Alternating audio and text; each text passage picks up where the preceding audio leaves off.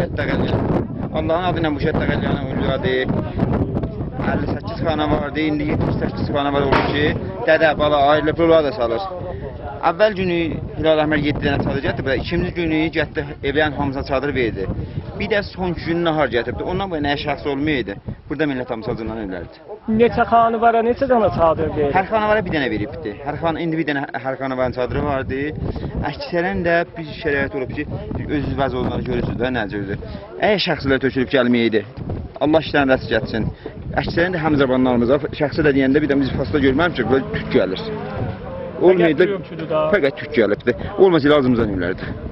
Allah tüklərin işlərini rəs getsin ki, dərş eləyirlər. Ərdəbildən gəlir, Rumiyədən gəlir, Miyanadan gəlir, Həmədandan gəlir. Heç bilirsiniz ki, fəqət bu Azərbaycandan sonra yuxarı Azərbaycandan 2000 dana təxt gəlir, 3000 dana taxt gəlir. Gəlsə də bizim əlimizə satır. Türkiyədən gələnlər necə? Mənim də, yox, xeyr, yox.